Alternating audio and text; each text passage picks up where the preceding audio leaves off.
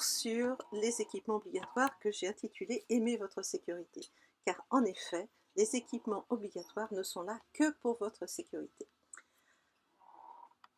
C'est quelque chose dont je me suis aperçue parce que vous auriez pu tout simplement télécharger les listes officielles que je vous ai préparées.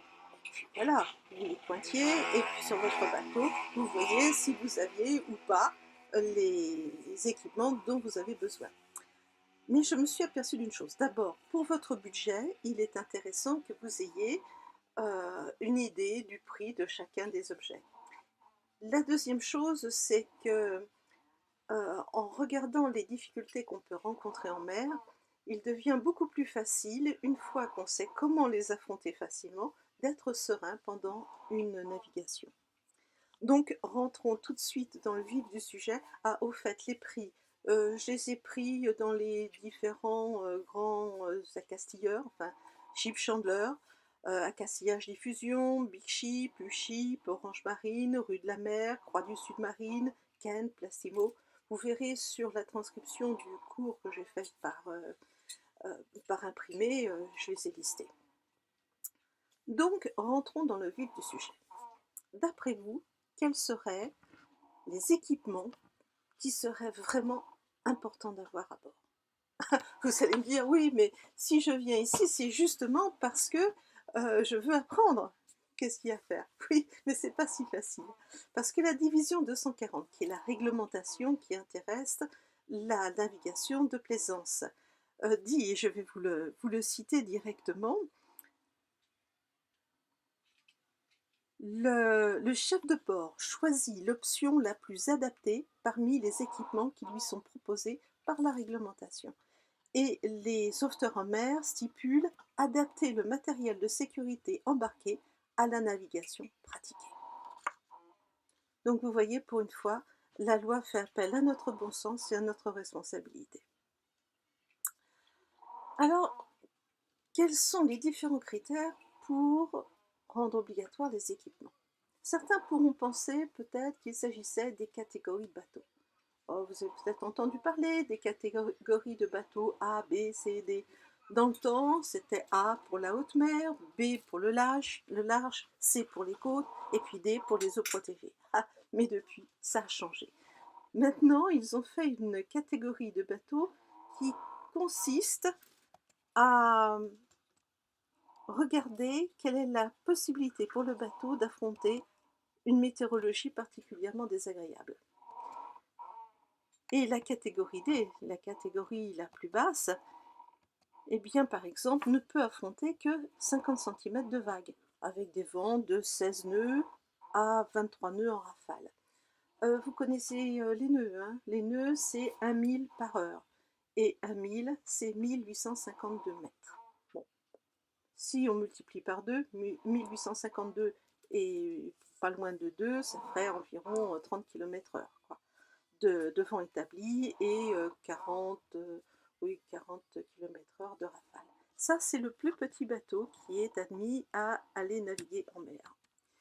Si nous remontons, nous avons les catégories C, les catégories B, donc catégorie C pour 4 mètres de vague, la catégorie B pour 8 mètres de vague, et la catégorie qui peut affronter l'océan, peut-être pas dans ses pires colères, mais déjà bien bousculée, c'est la catégorie A qui accepte des vents de force 9. On en parlera si vous prenez les cours de navigation. La force 9, 47 nœuds établis de vent et des rafales jusqu'à 61 nœuds et 10 mètres de vague. Alors 10 mètres de vague en Atlantique, bon, c'est vrai que c'est impressionnant, mais les vagues sont écartées d'environ 100 à 200 mètres. C'est pas comme en Méditerranée, on va pouvoir en reparler plus tard. Donc ça, c'est la catégorie des bateaux. Or, cette catégorie bateau, c'est pas celle qui va emporter l'obligation d'avoir certains équipements. La nouvelle réglementation a mis en place 2 nouvelles catégories qui mesurent plutôt le danger éventuel que vous devez affronter si vous vous éloignez des côtes. Donc la vraie question, C'est est-ce que vous allez naviguer loin des côtes ou loin d'un abri? L'abri, c'est l'endroit où vous pouvez retrouver toute la sécurité avec votre bateau, en fonction de votre bateau, bien sûr. Et il y a eu de dégagé 4 catégories, peut-être pour se rapprocher des anciennes catégories. Celle qui va pas plus loin que 2000 des côtes, donc 2 fois 1852 mètres, ça fait 3,7 km à peu près, moins de 4 km, c'est la navigation basique. Après, entre 2000 et 6000, c'est-à-dire entre 4 km et 11 km, grosso modo, c'est la navigation côtière. Entre 6 et 60 000, c'est la navigation semi-hauturière. Et plus de 60 000, c'est-à-dire plus de 120 km, grosso modo, enfin un peu moins, c'est la navigation hauturière. Donc chacune de ces navigations va emporter certains équipements. Il est certain que vous aurez moins d'équipements quand vous ne dépassez pas 4 km des côtes, et beaucoup plus si vous allez en très haute mer, en haute mer, à plus de 120 km de la côte ou d'un abri. Alors, oui, quel est le premier des premiers équipements? Le premier équipement dont vous allez avoir besoin, c'est forcément quelque chose qui va vous empêcher de couler. Bon, normalement, on flotte, donc il n'y a pas trop de problème, mais c'est bien d'être aidé, et c'est ce qu'on appelle un équipement individuel de flottabilité, c'est-à-dire un gilet de sauvetage. Alors, les gilets de sauvetage, vous en avez de plusieurs sortes, bien sûr. Et ils sont classés par leur possibilité de vous soutenir dans l'eau. Cette possibilité de soutenir est mesurée en newton. Alors qu'est-ce qu'un newton? Un newton, c'est une force. C'est une force qui va s'exprimer donc sur votre corps, et cette force va être de 100 grammes par newton. C'est-à-dire que quand vous prenez un gilet de sauvetage de 50 newtons, qui est celui qui apporte le moins de soutien, eh bien vous aurez une aide à la flottaison de 5 kg. Vous serez poussé vers le haut, comme si une force de 5 kg vous montait. Et ça peut aller jusqu'à assez loin, on parle de gilets de 275 newtons. La loi stipule que quand vous êtes à moins de 2000 des côtes, un gilet de 50 newtons devrait vous suffire. En fait, on s'aperçoit que pour tous les sports, pas de plage, mais qui ne sont pas très loin de la côte, c'est-à-dire le kitesurf, le windsurf, le canoë-kayak, même l'école de voile. Ils ne vont pas vous donner des 50 newtons, mais plutôt des 70 newtons. Ça vous maintient beaucoup mieux.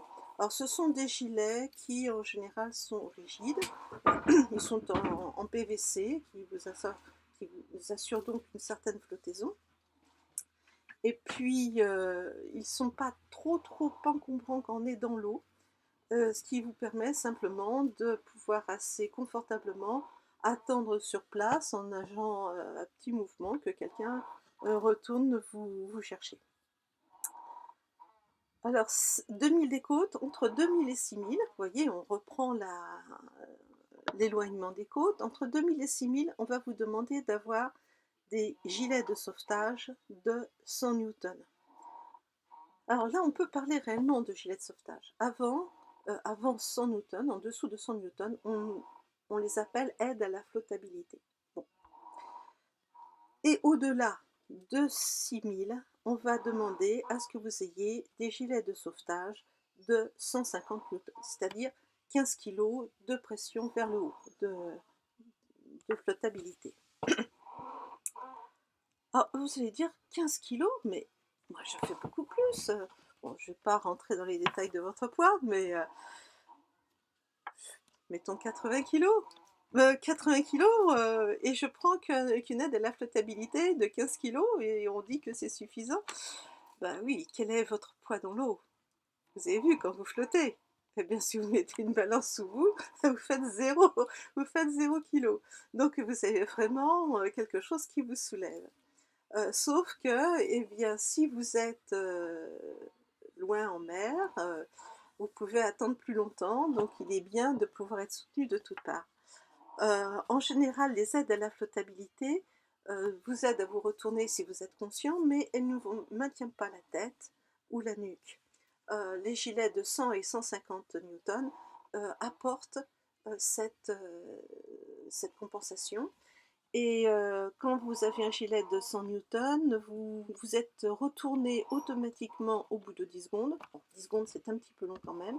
Si vous avez 150 newtons, au bout de 5 secondes, ce qui est beaucoup mieux. Alors, tant qu'à faire, prenez tout de suite des 150 newtons, parce que si vous allez déjà jusqu'à 6000 des côtes, vous allez dépasser 6000 des côtes. Donc, autant avoir les 150 newtons tout de suite.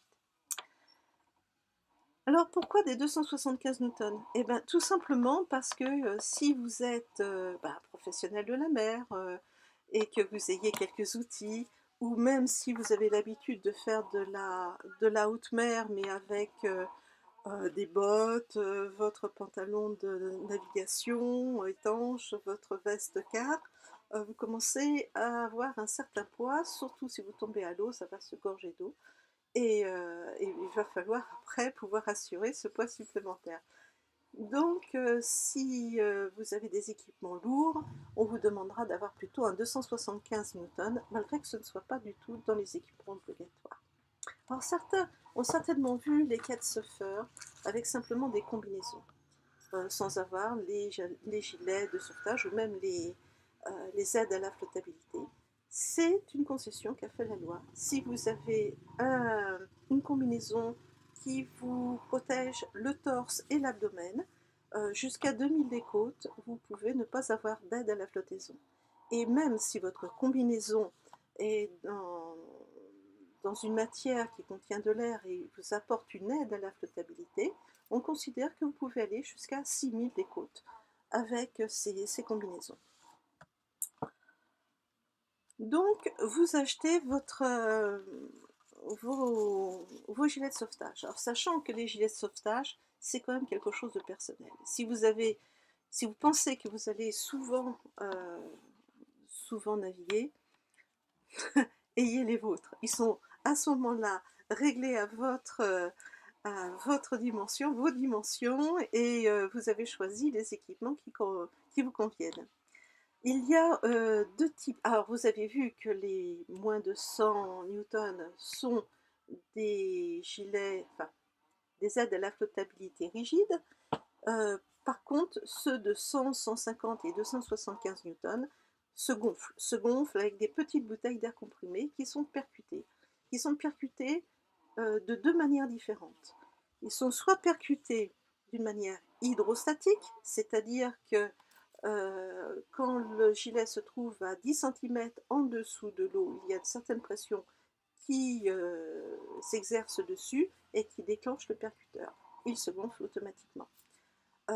Si vous avez un automatique, ce sont des pastilles de sel qui fondent instantanément et qui percutent également la petite bouteille, enfin l'ouverture de la petite bouteille d'air comprimé. Alors il y a aussi des gilets à déclenchement manuel. Prenez des automatiques quand même. Un gilet automatique ou un gilet hydrostatique, ça coûte dans les 70 € à peu près. Mais vous allez voir qu'on va rajouter des petites choses dessus.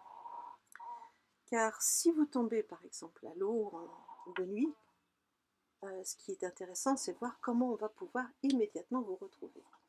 Donc la loi a prévu un équipement obligatoire supplémentaire. Et cet équipement obligatoire, c'est un dispositif lumineux. Alors des dispositifs lumineux, il y en a beaucoup. Je vais vous en montrer quelques-uns. Celle-ci, c'est une lampe flash qu'on peut avoir autour du bras. On met en général la nuit, le soir, quand on commence à faire les quarts de nuit. C'est une lampe flash. Et vous avez ce que je préférais de loin, ces petites lampes qu'on attache à l'intérieur du gilet de sauvetage et qui se déclenchent automatiquement quand vous tombez à l'eau. Ça, c'est tout à fait ce qu'il faut. Vous le mettez à demeure à l'intérieur du gilet et plus de problème. Donc les lampes flash. Alors vous pouvez aussi avoir la lampe torche étanche que vous avez à votre ceinture. Quand vous tombez à l'eau, vous la cherchez et vous la sortez. Le tout, c'est d'avoir un dispositif lumineux. Le plus basique, c'est ce qu'on appelle le Cialume. Ce sont des petites cartouches chimiques qui, quand vous les cassez, elles émettent une lumière pendant environ 6 heures. Ah, quelque chose d'extrêmement intéressant. Ça, c'est pas du tout obligatoire. Vous venez de voir apparaître sur l'écran des balises GPS individuelles. Nous avons la petite jaune là. Mais j'ai vu sortir cette année ou l'année dernière des bracelets, comme vous voyez la petite fille et son papa ont porté. Ce sont des bracelets qui émettent de telle manière que vous pouvez récupérer l'écho même sur un téléphone portable. Pour les enfants, je trouve que c'est pas mal du tout, ça les gêne pas du tout, ils l'ont en permanence. Vous trouvez maintenant des petits gilets qui sont extrêmement légers, qu'ils peuvent porter, d'ailleurs même pour les adultes. Je voulais vous dire aussi quelque chose qui n'est pas obligatoire, mais qui est intéressant aussi, si vous tombez à l'eau la nuit, c'est la fluorécéine. J'arrive jamais à le prononcer. C'est un produit chimique, vous cassez le sachet et ça va colorer l'eau autour de vous d'une teinte fluorescente qui va être ou jaune ou verte, je ne sais pas s'il y en a des rouges d'ailleurs. Et la dernière chose que nous avons choisi pour mettre sur nos gilets, c'est la perche Ewear. C'est une perche qui se développe aussi à la pression quand elle tombe à l'eau, qui monte à 1,40 m à peu près, avec une lampe en haut. L'avantage, c'est qu'elle s'enfonce aussi dans l'eau, ce qui évite de dériver. Comme elle est plus haute, la lumière se voit beaucoup plus loin. Et vous pouvez rester accroché dessus, ça vous fait un élément supplémentaire. Donc voici ce que on porte habituellement. Quelque chose d'important aussi que j'ai oublié de vous dire tout à l'heure, c'est les gilets de sauvetage doivent forcément avoir une sangle inguinale. C'est la sangle qui passe entre les jambes. Cette sangle va vous empêcher de perdre votre gilet. Une autre chose qui existe sur les 150 Newton, c'est une poignée pour pouvoir vous aider à vous sortir de l'eau plus facilement. Imaginez qu'on vous aide à sortir de l'eau et que vous n'ayez pas passé votre inguinale, eh bien, on récupère votre gilet, mais vous retombez à l'eau sans gilet. Donc, la sangle inguinale, c'est très important. Vous verrez après qu'on va rajouter encore quelques petites choses. Nous avons acheté le bateau, voilà le genre de gilet de sauvetage que nous avons trouvé. Alors c'est un gilet de sauvetage 100 Newton, donc il ne nous permettait pas de faire du semi-hauturier. Et vous remarquerez qu'il n'y a pas de sous-cutage. Juste ça ici, et il est attaché. Alors qu'avons-nous acheté? Alors d'abord, on a pensé à nos petits-enfants. Pour le bébé et pour notre petite fille de 3 ans. C'est un tribord et vous voyez, il y a bien la sous-cutale. Comme pour le bébé, il y a aussi la sous-cutale pour le bébé. Et ce sont des 100 newtons, des 100 newtons. Même pour alors les enfants, moins de 30 kilos, c'est 100 newtons, même en semi-hauturier ou hauturier. Et pour nous, qu'avons-nous acheté? Eh bien, ceci, avec la sous-cutale bien sûr. Donc on enfile la sous-cutale et on attache. Qu'y a-t-il dans ceci? Je vous l'ai sorti. Là vous avez le dispositif lumineux. Et ici, vous voyez, à l'intérieur il y a la cartouche de gaz et là le témoin de charge. Nous avons rajouté sur ceci la perche Ewear que l'on met sur la ceinture, la balise personnelle que nous mettons également sur la ceinture. Et bien sûr, le couteau à ne pas oublier. Voilà, à tout de suite. Voilà, donc vous avez vu la petite démonstration très rapide. Une chose à ne pas oublier, c'est que même quand vous prenez votre annexe, vous savez, le petit bateau qui vous permet d'aller depuis votre bateau au mouillage jusqu'à la côte, le petit bateau pneumatique, qui peut être parfois un peu instable, il est tout à fait nécessaire d'avoir au moins des 100 newtons. Sinon, il vient de sortir des petites pochettes style pochette coupe-vent qui contiennent le gilet de sauvetage. Ils font, je crois, 165 newtons, ils sont homologués pour 100. Et c'est tout à fait suffisant pour transporter dans l'annexe quand vous revenez avec les courses, quand parfois c'est un petit peu instable. C'est bien d'avoir ces éléments-là. Bon, que nous faut-il après? Une fois que nous avons réglé ces problèmes de flottabilité, mais nous y reviendrons un peu plus tard, eh bien, nous allons avoir besoin de lutter éventuellement contre un départ de feu. Donc, des moyens mobiles de lutte contre l'incendie. Que pouvons-nous dire là-dessus? Nous en avons deux. Nous en avons deux, un petit et puis un grand de 2 kg. Qu'est-ce qu'on a comme type d'extincteur? Comme type d'extincteur, il y a les extincteurs à eau, à mousse et à gaz. Les extincteurs, on va y revenir. Et ils s'attaquent à différentes formes de feux. Ceux qui nous intéressent, c'est les feux à hydrocarbures, les feux de gaz, à hydrocarbures parce qu'on a un moteur de carburant, les feux de gaz parce que nous faisons la cuisine et les souvent au gaz, et enfin les feux électriques puisqu'on a un tableau électrique. C'est souvent sur les feux électriques que nous avons des départs. Alors, il existe deux autres sortes de lutte, c'est contre les feux de papier, c'est les types A, et contre les feux de phosphore, de magnésium, ce sont des feux très particuliers qui ne nous intéressent pas. Par contre, le A, si on regarde ceci, on s'aperçoit qu'il est catalogué A, B et C, et même utilisable sur installation électrique sous tension inférieure à 1000 watts. Donc celui-ci, il sert à tout. Alors on a dit qu'il y avait des extincteurs à eau, à mousse et à gaz. Celui-ci, il est à poudre. Alors, quelles sont les différentes formes? Là, ici, à poudre, quelle différence entre la poudre et à eau? Alors, à eau, c'est un mélange d'eau avec un additif. Il est efficace, surtout sur les feux de classe A, les feux de carton, de papier, et même sur les hydrocarbures. Il crée une pellicule étanche isolante de l'air, il agit par refroidissement, mais attention, l'additif est assez irritant pour le corps et très corrosif, particulièrement pour tout ce qui est circuit électrique.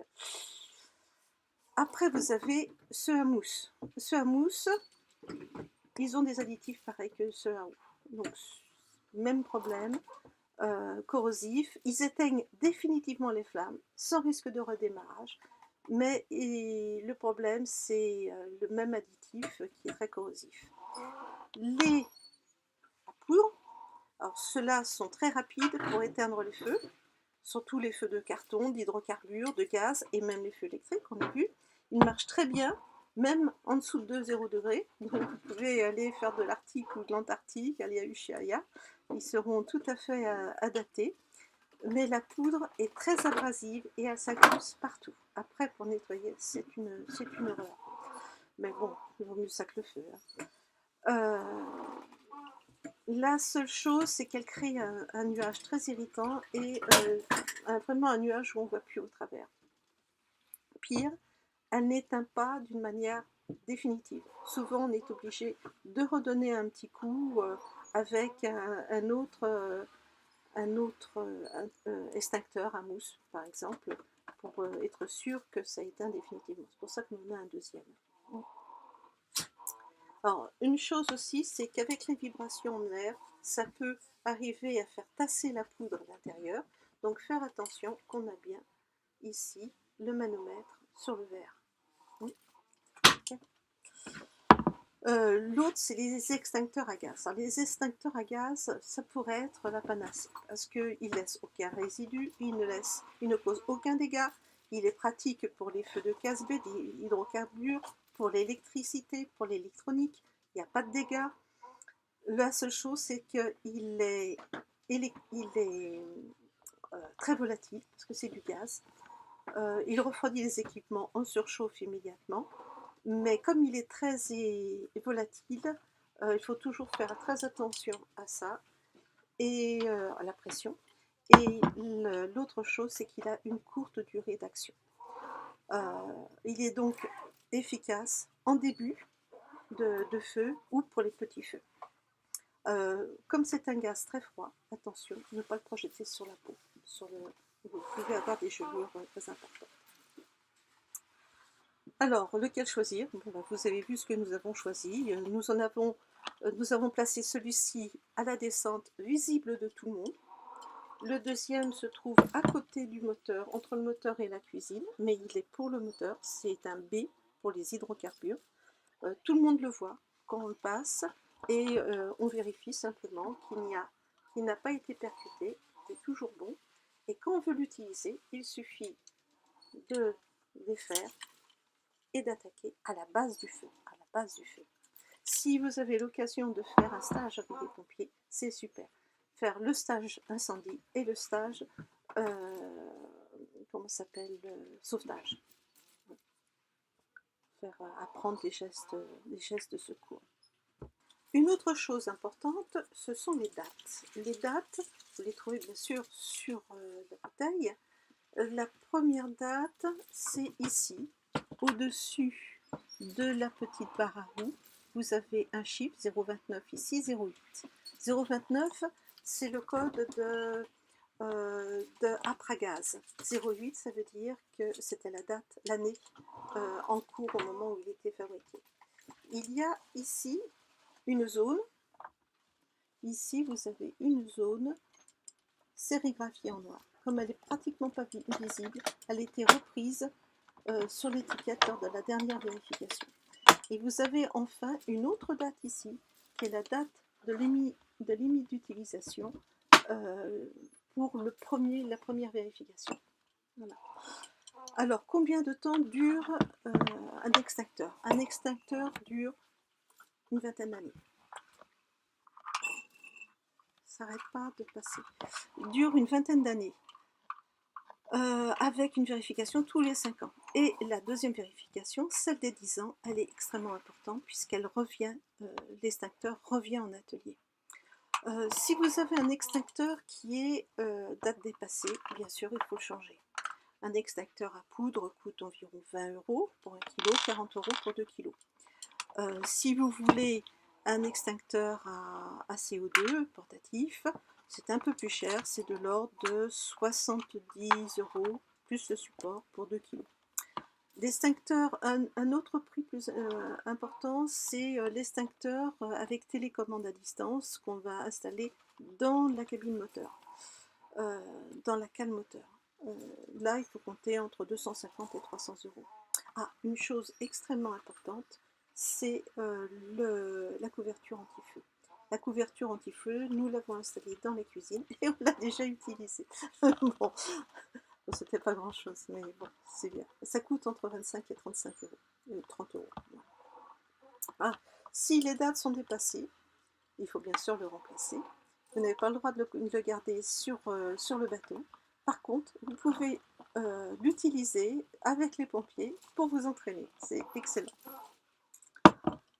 Alors, quel autre risque? On a vu les risques de tomber à l'eau, on a vu le risque d'incendie. Maintenant, l'autre risque, c'est de prendre de l'eau, d'avoir un trou dans la coque. Le trou dans la coque, eh bien, c'est un dispositif d'assèchement manuel. Ça veut dire quoi? Une pompe à main. Une pompe à main, une petite ou une grande pompe, mais ça peut être aussi une écope. Vous savez, ce petit récipient à main pour vider l'eau dans, par exemple, l'annexe, des seaux, un seau. Mais ce que je vous conseille vivement, c'est d'avoir aussi une pompe électrique avec un déclencheur automatique. Vous le mettez à la partie la plus basse du bateau, si possible dans une petite fosse, qui récupérera les premières eaux qui pourraient couler, et le déclenchement automatique va renvoyer l'eau immédiatement à l'extérieur. Ça veut dire que les jours où vous n'êtes pas sur votre bateau, laissez de l'électricité 12 volts avec, si possible, par exemple, un panneau solaire qui va alimenter votre batterie, de telle manière que si pour une raison ou pour une autre, de l'eau pénètre à l'intérieur, votre bateau se sauvegarderait lui-même. Ah, une chose aussi importante à avoir dans le bateau, ce sont les pinoches.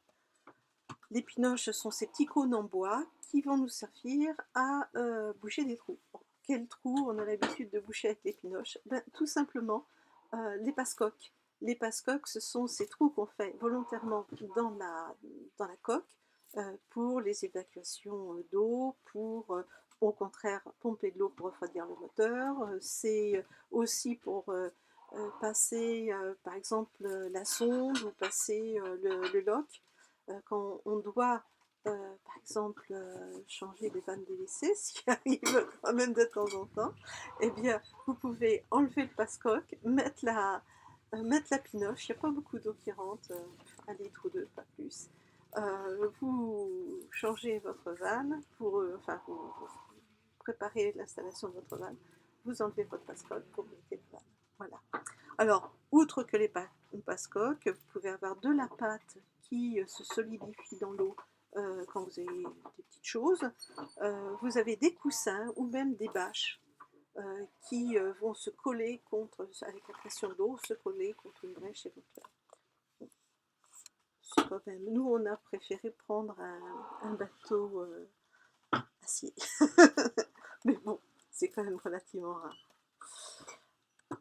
Après, ce qui est important, c'est d'avoir un dispositif de remorquage, surtout pour les petits bateaux. Pour les petits bateaux, vous voyez, vous devez avoir un point d'amarrage qui tient directement sur les œuvres vives du bateau pour pas que ça se détache, et vous devez avoir un cordage, un câble, une ligne, une amarre. On en parle pas mal sur les annexes, par exemple, c'est fait d'origine, il vaut mieux que ce soit fait d'origine. Sur nos bateaux, nous on a un 15 mètres, et bien vous avez des taquets. On a de chaque côté, à bâbord et à tribord, 3 taquets. Et si on devait se faire remorquer, eh bien on utiliserait l'un des taquets avant, on prendrait même les 2 taquets avant, avec une ligne qui va pendre par devant, qui relie les 2 taquets, et puis sur lequel on va mettre la grande amarre, une amarre d'au moins 50 mètres. Alors on considère qu'entre 2 bateaux, il est bien d'avoir une centaine de mètres avec l'amarre qui trempe dans l'eau. Pourquoi? C'est parce que ça permet d'amortir les effets ou de houle ou d'accélération. On dit 50 mètres pour chaque bateau. Si le deuxième bateau a respecté aussi, 2 fois 50, ça fait 100. Voilà. Donc, un filin entre les 2 taquets, plus l'amarre de 50 mètres. Alors, quel type d'amarre? Évitez un cordage en polypropylène, parce que c'est un peu moins résistant. Ça veut dire qu'il faut avoir un cordage qui soit quand même un peu élastique, d'un diamètre d'au moins 20 mm. Donc 20 mm, 50 mètres de long. Ça vous servira à autre chose aussi. Donc vous faites une patte d'oie entre les 2 taquets, avant de votre bateau, arrière du bateau qui va vous aider, vous allez, et on met la ligne de remorquage. Alors, un petit mot sur les techniques de halage. Quand vous vous faites haler, le capitaine reste à bord et conduit son bateau. Surtout si c'est une vedette moteur. Une vedette moteur n'a pas de quille, donc elle a tendance à jouer un peu la savonnette. Ça va de droite et de gauche. Pour éviter ça, d'abord maintenir la direction et ne pas hésiter à laisser le moteur dans l'eau, de telle manière qu'il fasse une traînée qui évite ce vacillement de la vedette. Sinon, si vous ne pouvez pas ou s'il y a un problème, eh bien vous mettez une ancre flottante ou simplement une corde avec un seau. Ça va de toute façon permettre de rendre plus droit la course du bateau. Une autre chose aussi, c'est de rester en communication avec le bateau qui vous hale. Communication par le téléphone ou par la VHF. Et aussi, ça vous permettra d'avertir le port qui doit vous accueillir de telle manière qu'il s'arrange pour vous aider à l'amarrage. Alors, quelques petits détails de droit. Normalement, pour tout ce qui concerne le sauvetage des personnes, toute personne en danger en mer est obligatoirement, enfin le sauvetage de toute personne en mer est obligatoire et gratuit. Obligatoire, hein, sous peine même de rétorsion. C'est-à-dire que si vous rencontrez des personnes en mer, des immigrés en mer, qui sont en difficulté, normalement vous avez l'obligation de les sauver. C'est du domaine, c'est la loi. Par contre, le sauvetage du véhicule, du navire, est totalement facultative. Donc, si vous voulez qu'on vous remorque, ça peut donner lieu au versement d'une rémunération, que ce remorquage soit fait par soit un sauvetage public ou privé. Alors, sachez que si vous devez vous faire prendre en charge, c'est toujours le CROSS qui va être responsable et votre seul interlocuteur dans ce sauvetage. Le CROSS, vous savez, c'est le Centre régional opérationnel de surveillance et de sauvetage maritime. On le prévient soit par le 196, soit par la VHF 16 depuis la mer. Le CROSS va coordonner tous les moyens à sa disposition, les moyens nautiques ou aériens de l'État, ceux de la SNSM, la Société nationale de sauvetage en mer, ceux des collectivités locales, les sapeurs-pompiers, les postes de page et même tout moyen privé présent dans votre environnement. Alors, si un bateau croise dans votre environnement, tout capitaine a l'obligation, autant qu'il peut le faire sans danger sérieux pour lui-même, pour son équipage ou pour ses passagers, de porter secours à toute personne en danger de se perdre en mer, pas forcément du navire. Donc, qu'est-ce qui se passe pour le remorquage du bateau? Il s'agit toujours d'un contrat de louage de service, toujours. Donc, il vaut mieux le négocier avant.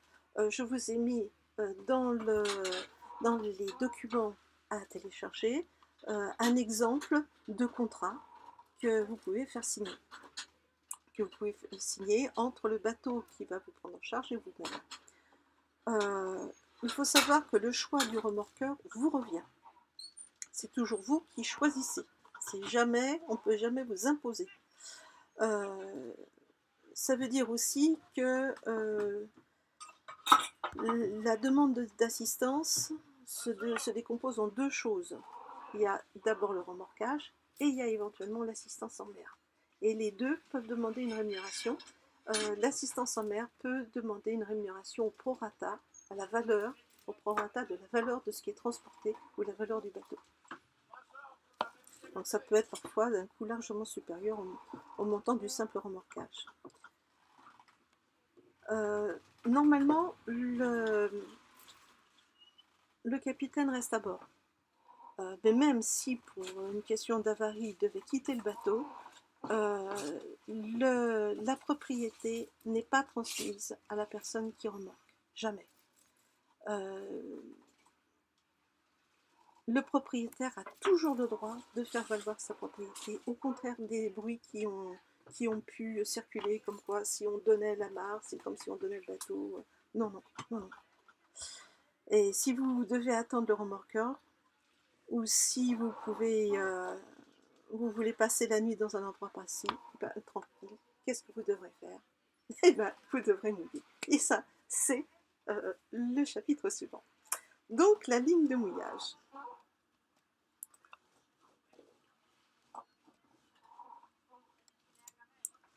La ligne de mouillage, vous savez ce que c'est? C'est une ancre, c'est une chaîne, c'est un guindeau. Vous connaissez les ancres, vous connaissez les chaînes. On peut rajouter aussi un câbleau. Un câbleau, c'est-à-dire qu'au lieu d'avoir que de la chaîne jusqu'au guindeau, vous savez ce que c'est un guindeau? Oui, le guindeau, c'est ce petit moteur, enfin ce moteur électrique, qui peut être de 1000 à 1500 voire 3000 watts, qui va permettre de remonter la chaîne et l'ancre. Bon, notre copain Michel qui a un 8 mètres ou un 9 mètres, lui il remonte tout à la main. Le nôtre, l'ancre fait environ 30 kg et la chaîne elle fait 2 km, 2,5 kg au mètre. Donc vous voyez, ça commence à faire lourd. La dernière fois qu'on a eu un problème de guindeau, eh bien, nous avons remonté avec la drisse de spi et le winch. Je pourrais éventuellement, on va en reparler dans le cours, dans le module 5, où on parle de la navigation, et dans le module 3, où on regarde la manière de mouiller, etc. Donc, que nous dit la loi? La réglementation nous oblige à avoir une l'ancre et un bout pour attacher l'ancre au bateau si celui-ci a une masse lège égale ou supérieure à 250 kg.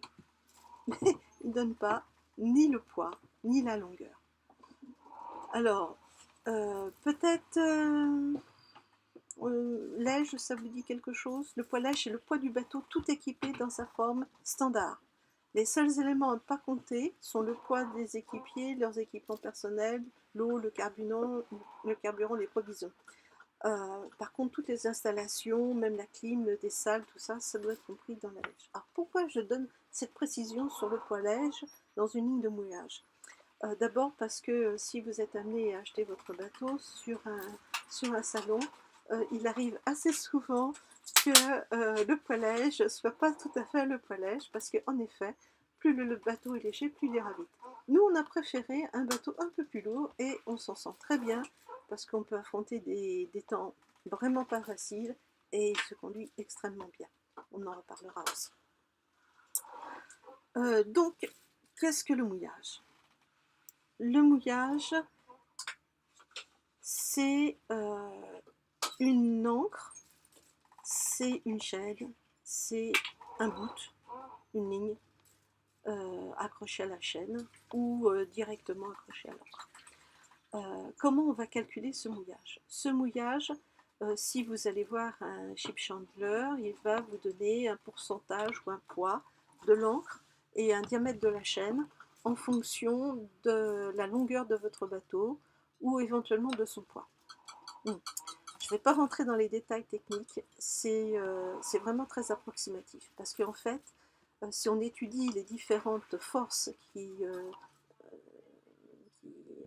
interagissent avec votre bateau à l'arrêt, ce sont éventuellement le vent sur les parties hors d'eau de votre bateau, le tirant d'air, ou le courant sur la partie immergée de votre bateau, le tirant d'eau.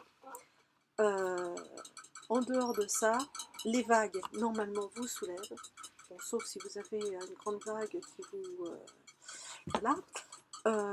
Sinon, c'est les deux grandes forces à utiliser. Et vous avez des encres qui sont plus légères, comme certaines encres alu qui font 7 ou 8 ou 10 kg, mais dont la forme et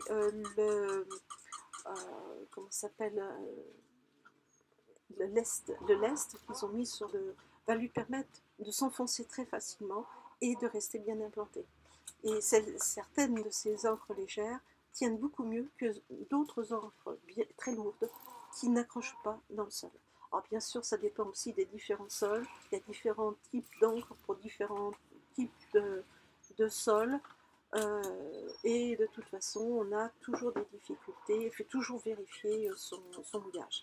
Je ne vais pas m'étendre là-dessus. Il y a un cours complet sur le mouillage un peu plus loin dans le module numéro 3. Tout de même, dans les équipements à avoir, vous vous fiez dans un premier temps à ce que vous dit votre ship chandler, la personne qui va étudier votre bateau. Donc une encre adaptée, une chaîne, un câbleau. Le câbleau va être attaché à la chaîne et au bateau, au point d'intelligure, j'arrive jamais à le dire, puis je reviendrai dessus, pour éviter que lorsque vous mettez votre chaîne, votre encre à l'eau, et que la chaîne suive bien votre encre, et bien qu'elle reste attachée à votre bateau.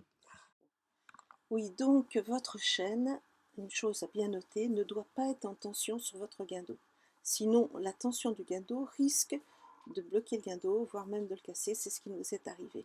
Donc ce que nous faisons, c'est qu'une fois que nous sommes bien mouillés, nous attachons une main de fer sur la chaîne, si ce n'est pas une main de fer, vous pouvez mettre un bout sur l'un des anneaux de la chaîne et le retenir sur un taquet, puis relâcher la chaîne. C'est avec le bout qui va avoir la totalité de la tension.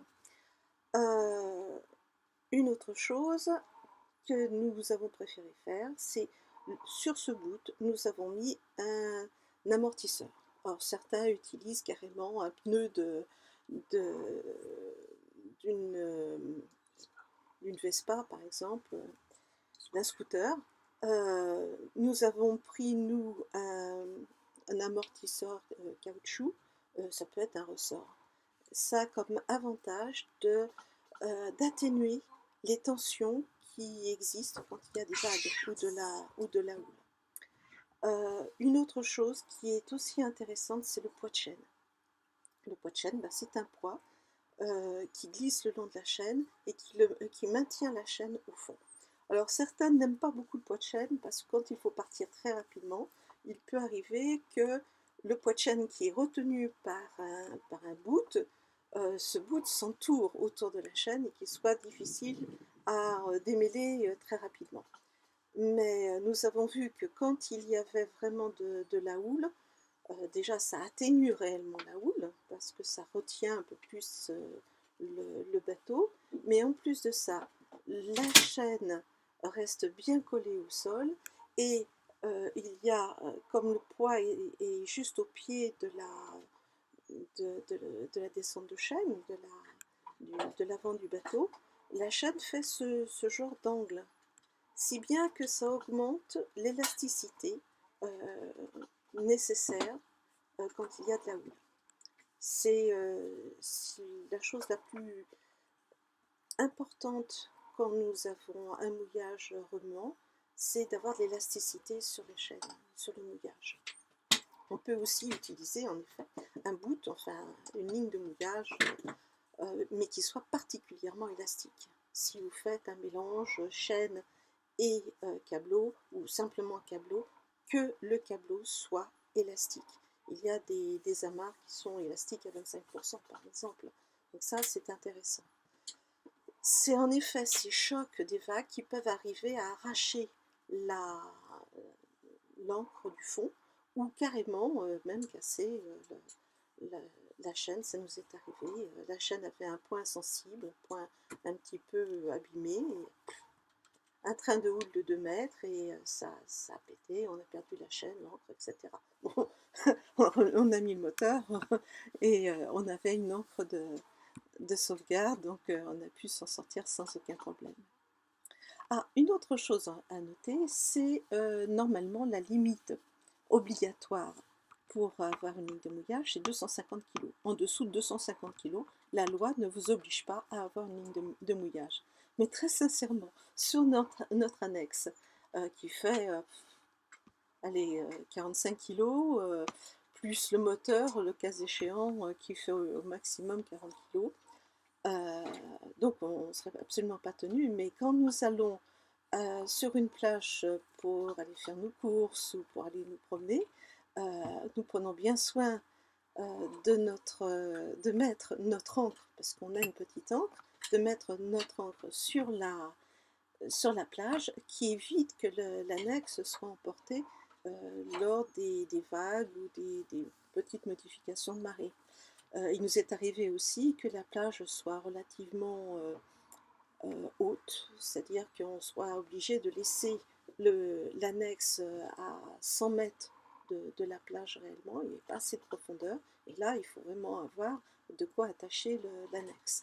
Donc un câbleau, on a pris une ligne plombée, et plus un petit grappin. Voilà. Et ça nous a bien servi bien des fois.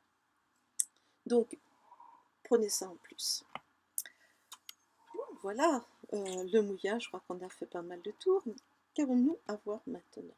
Eh bien, c'est l'annuaire des marées. L'annuaire des marées, alors sauf peut-être en ce qui concerne la Méditerranée. Oui, parce que la Méditerranée, on a des hauteurs de marée qui sont de 40 à 50 cm, qui normalement n'entraînent pas de grandes perturbations dans les mouillages. Normalement.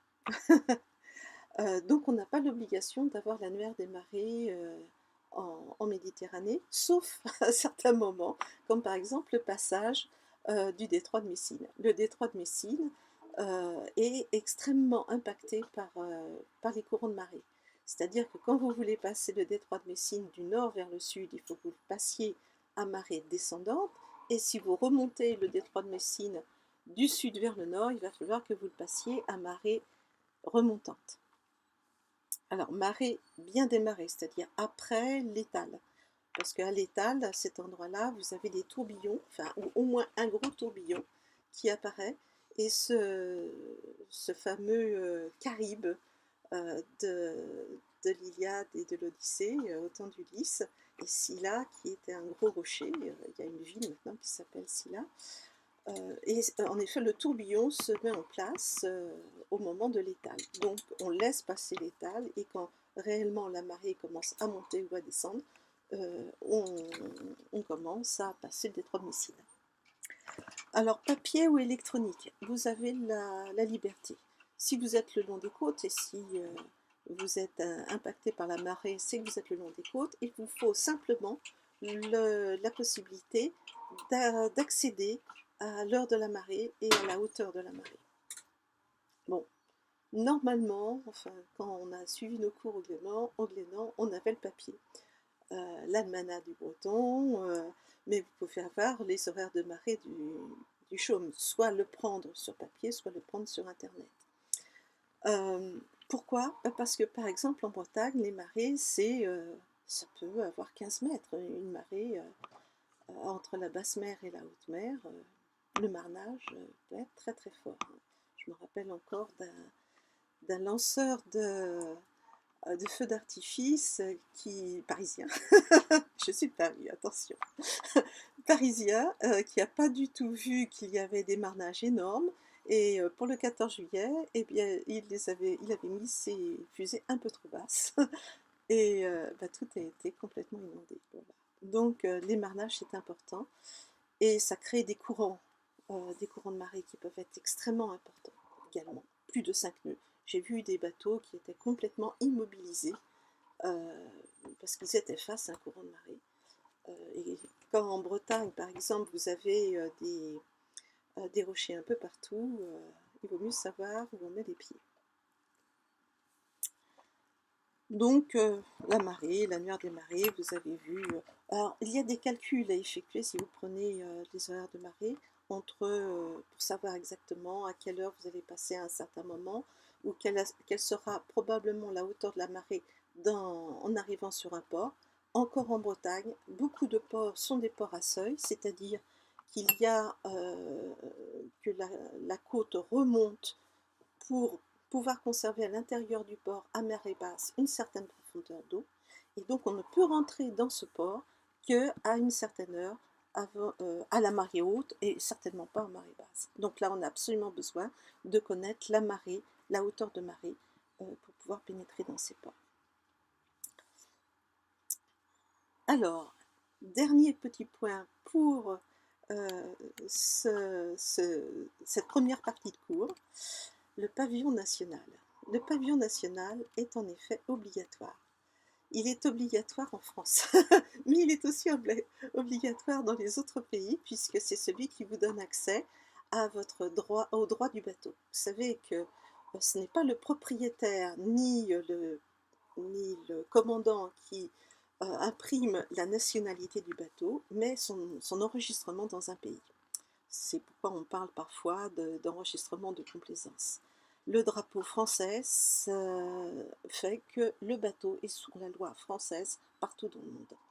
Et c'est ce qui vous permet pour l'instant de pouvoir naviguer avec un voilier français partout dans le monde sans avoir de permis particulier. Voilà. Il y a aussi un autre drapeau qu'on prend l'habitude de mettre, c'est le drapeau du pays dans lequel on se rend. En France, on n'a pas d'existence légale, mais ça a une telle force d'habitude que certains pays l'ont même légiféré. Par exemple, quand on est arrivé à Melilla avec notre drapeau marocain qu'on n'avait pas changé, le petit drapeau qu'on met sur sur la partie droite, tribord du bateau, on n'avait pas mis et on a failli avoir une pénalité de 300 euros. Donc on prend l'habitude systématiquement, avant de quitter les eaux d'un pays, de mettre le drapeau du pays dans lequel nous allons pénétrer. Alors, quelle est la position officielle des différents drapeaux? Le drapeau français, en général, est mis sur un mâteau derrière. Pour ce qui concerne les vedettes moteurs, il s'agit souvent de, de le mettre sur le dessus du bateau, là aussi sur un mâteau. Mais vous pouvez le mettre, comme on a fini par le faire quand on a cassé notre mâteau, sur sur un haubans qui part du mât pour aller à l'arrière du bateau. Bon, tout le monde fait ça. Tout le monde, enfin tous les loyers, tous les voiliers font ça.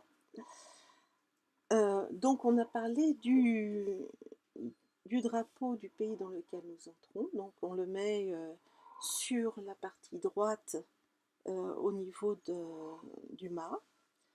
On mettra sur la partie gauche, la partie bâbord, les drapeaux tels que le drapeau du club auquel vous appartenez, ou avec tout ce qui est intéressant de montrer. Si vous faites partie des organes gouvernants du club. Là, à ce moment-là, vous avez des drapeaux particuliers que vous avez le droit d'afficher. Et puis, il y a ce fameux grand pavois, les jours de fête.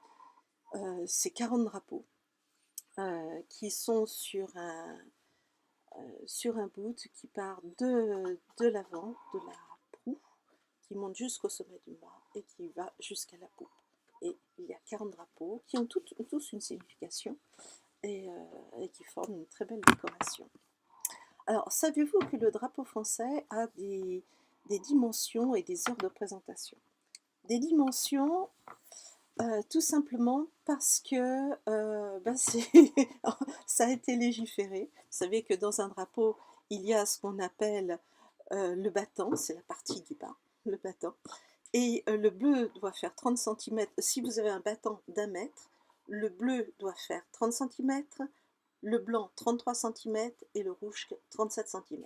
Et si vous avez un battant d'une autre dimension, eh bien, vous faites le calcul à la proportionnelle si vous voulez réaliser votre propre drapeau français.